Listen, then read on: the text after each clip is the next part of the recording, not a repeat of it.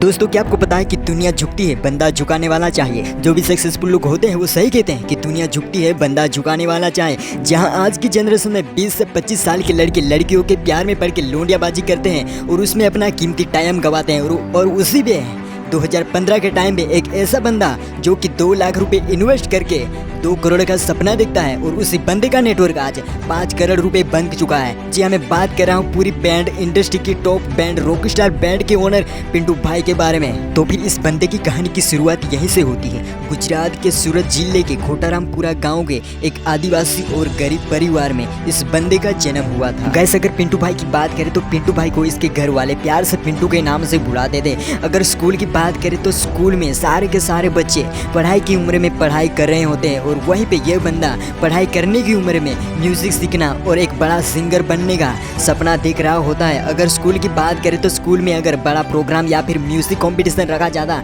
तो वहीं पे यह बंदा उस म्यूजिक कंपटीशन में भी भाग लेता और उसमें भी अवार्ड जीत लेता था। पिंटू भाई के अंदर कुछ ऐसा टैलेंट और ऐसा ज्ञान था कि ये म्यूजिक कंपटीशन की बात करें या फिर स्कूल की टॉपर लिस्ट की बात करें तो म्यूजिक में भी टॉप रहता था और स्कूल के क्लास और पूरी स्कूल में भी टॉपर ही रहता था। इतना ज़्यादा इसके पास टैलेंट और ज्ञान था। इस बंदे ने 7वीं कक्षा तक अपनी पढ़ाई अपने गांव में ही और आगे की पढ़ाई करने के लिए यह बंदा शहर में चला गया। 7 से लेकर 8, 9, 10 और यह बंदा कॉलेज तक पहुंच गया और कॉलेज का 1 साल ख़त्म किया और दूसरा साल भी ख़त्म करने ही वाला था कि इस बंदे को लगा कि 20 साल पढ़ाई करने के बावजूद भी 20,000 का जॉब नहीं मिलता तो फिर ये पढ़ाई करने का क्या मतलब। और वैसे भी इस बंदे के अंदर ना म्यूज़िक का कीड़ा तोड़ रहा था। बचपन से इस बंदे को मुंबई जाना था म्यूज़िक सीखने के लिए और इस बंदे को ना एक बड़ा सिंगर बनना था। और इसी बात को देखते हुए इस बंदे ने अपने दोस्तों को कहा कि म्यूज़िक सीखना है, म्यूज़िक सीखने के लिए मुझे मुंबई जाना है। और मुंबई की बात सुनते ही उसके दोस्तों के तो होश ही उड़ गए। वो लोग कहने लगे, पागल हो गया है क्या,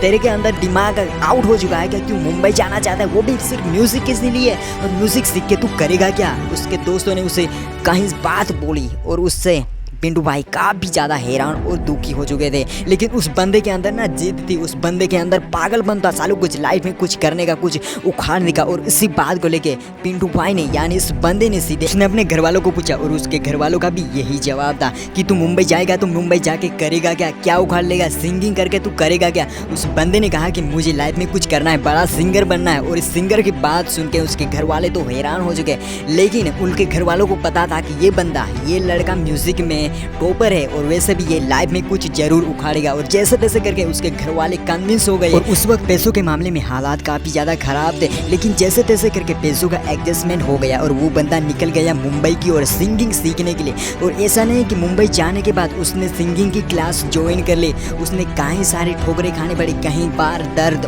और कहीं ऐसी मुश्किलें सहनी पड़ी। और इतना ही नहीं कि उस बंदे को अपनी रात मुंबई के फुटपाथ पे बितानी पड़ी और दिन गुजारने के लिए 10 रुपए का वड़ा पाव खाना पड़ रहा था। लेकिन जैसे तैसे करके उस बंदे ने अपने सिंगिंग का जो क्लास था वो पूर्ण किया और वो बंदा सीधा मुंबई से अपने गांव खोटारामपुरा गांव में वापस आ गया। और उस बंदे का सपना था कि मुंबई जाने का, वो पूरा हो गया। उस शौक था सिंगर बनने का, सिंगर का सपना भी पूरा हो गया और वो बंदा वापस आ गया अपने गाँव में। और गाँव में आने के बाद उसने सोचा कि अभी अब बड़ा करना है, लाइफ में कुछ बड़ा करना है, बड़ा उखाड़ना है। और इसी बात को लेके इसके अंदर एक प्लान आया, क्यों ना एक बैंड ओपन कर ली जाए। लेकिन फिर से एक ना बड़ी प्रॉब्लम थी, वो था पैसा। पैसा आखिर लाया कहाँ से। और फिर से इस बंदे ने अपनी बात, पैसों की बात अपने घर वालों को की कि मुझे अभी फिर से पैसों की ज़रूरत है, वो भी 2 लाख रुपए की। लेकिन उस वक्त पैसों की इतनी ज़्यादा मंदी थी, 2 लाख या 2,000 तक मिलना मुश्किल हो गया। लेकिन फिर भी उसके घर वाले अच्छे थे, वो मान गए, कन्विंस हो गए। 2 लाख रुपया जैसे तैसे करके मिल गया।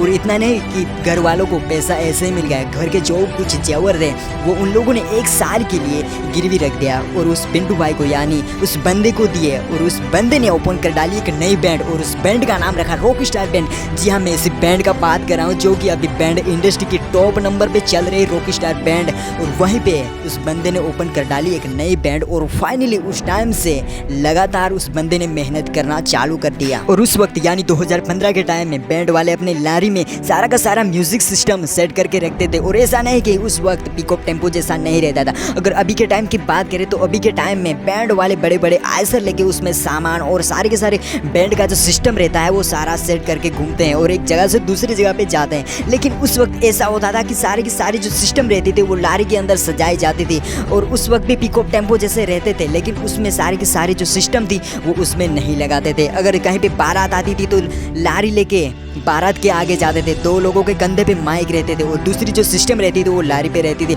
अगर मंडप में अगर सॉन्ग बजाना रहता था तो एक जगह पे बैठकर ऑर्केस्ट्रा वालों के जैसे म्यूजिक और सॉन्ग जैसा बजाते थे और लोग उसमें डांस करते थे। और ऐसा नहीं कि रॉकस्टार बैंड को सक्सेस ऐसे ही मिल गई, जैसे तैसे करके साल और महीने गुजरते गए और पिंटू भाई लगातार मेहनत करते गए। और जहाँ पर अगर दूसरे बैंड वाले की बात करें तो दूसरे बैंड वाले कहीं से गाना कॉपी करते बजाते थे, लेकिन पिंटू भाई ये एक ऐसे आर्टिस्ट है जो कि खुद के गाने लिखते थे और ये जो गाने थे लोगों को काफ़ी ज़्यादा पसंद आते थे और पसंद आने की वजह से रॉकस्टार बैंड काफ़ी ज़्यादा चर्चा में आने लगी, ट्रेंड में आने लगी, पॉपुलर होने लगी और रॉकस्टार बैंड का जो नोटिफिकेशन है वो लोगों तक पहुँचने लगा। और ऐसे देखते ही देखते रॉकस्टार बैंड काफ़ी ज़्यादा पॉपुलर हो गई। वक्त आया 2017 का। उस वक्त पिंटू भाई ने एक ऐसा मुकाम हासिल कर लिया था जो कि किसी आम बंदे की बस की बात नहीं है और जो सामान उसने 1 साल के लिए गिरवी रख दिया था वो सामान भी उसने छुड़वा लिया और फाइनली पिंटू भाई ने एक नया पिकअप टेम्पो खरीद लिया था। और फाइनली इतना ही नहीं, पिंटू भाई यहीं पे नहीं रुके थे, पिंटू भाई लगातार मेहनत करते गए, एक से बढ़कर एक सॉन्ग निकालते गए। वो जो सॉन्ग थे वो काफ़ी ज़्यादा एट्रैक्टिव रहते थे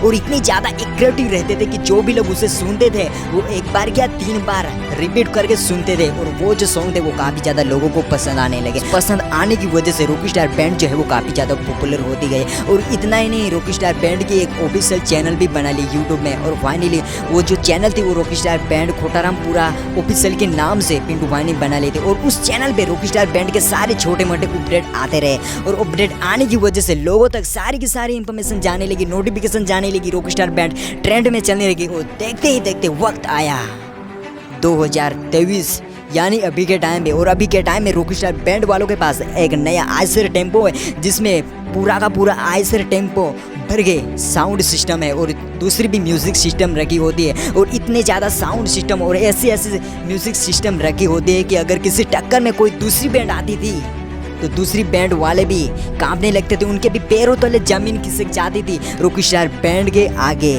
टक्कर लेने के लिए। फाइनली अभी के टाइम में रॉकस्टार बैंड पूरी बैंड इंडस्ट्री की टॉप बैंड बन चुकी है और रॉकस्टार बैंड के जैसे पूरे गुजरात में एक बैंड नहीं देखने के लिए मिलेगी। लेकिन गाइस आपको बता दूं, इस बैंड के पीछे रॉकस्टार बैंड का ओनर पिंटू भाई का काफ़ी ज़्यादा हार्डवर्क और मेहनत लगा। और इतना ही नहीं, रॉकस्टार बैंड में जो काम करने वाले आर्टिस्ट है जैसे कि विपुल स्पाइडर, शैलेश स्पाइडर, विनर टोपी और इतना ही नहीं, टिंगरी प्लेयर से लेकर घुंघरू वाले तक जो भी आर्टिस्ट रॉकस्टार बैंड में काम करते थे उन लोगों ने पिंटू भाई को काफ़ी ज़्यादा सपोर्ट किया और सपोर्ट करने की वजह से रॉकस्टार बैंड इतनी ज़्यादा पॉपुलर और ट्रेंड में और अभी पहले नंबर पे चल रही है। तो फाइनली इन लोगों को सैल्यूट तो बनता है और वीडियो को लाइक भी करना मेरे दोस्त, क्योंकि इस वीडियो को बनाना काफ़ी ज़्यादा मेहनत और रिस्क लगा है पिंटू भाई की तरह। तो अगर वीडियो पसंद आए तो वीडियो को लाइक कर देना और इस चैनल में नए हो और पिंटू भाई के फैन हो या फिर रॉकस्टार बैंड के फैन तो फिर चैनल को सब्सक्राइब करके बेल आइकन को प्रेस कर दीजिए ताकि अगले नेक्स्ट वीडियो का नोटिफिकेशन सबसे पहले आप देख सकेंगे। तो गाइस ये था पिंटू भाई का पागलपन और जिदपन और इस जिदपन की वजह से ये बंदा आज इस मुकाम पे खड़ा है। और शायद उस वक्त ये सोचते कि घर के जीवर गिरवी रखते हैं और शायद कहीं पे फंस गए तो फिर लपड़ा हो जाएगा और शायद उस वक्त ऐसा सोचते तो ये बंदा आज इस मुकाम पे नहीं आता और शायद कॉलेज की उम्र में दोस्तों की बात मान लेता और शायद ये बंदा मुंबई ना जाता तो ये बंदा आज इस मुकाम पे नहीं होता। लेकिन इस बंदे का जिदपन था और जिदपन ने उसे आज इस मुकाम पे खड़ा कर दिया। तो फिर ऐसे बंदों के लिए एक लाइक और सैल्यूट तो बनता है। जय हिंद, जय आदिवासी।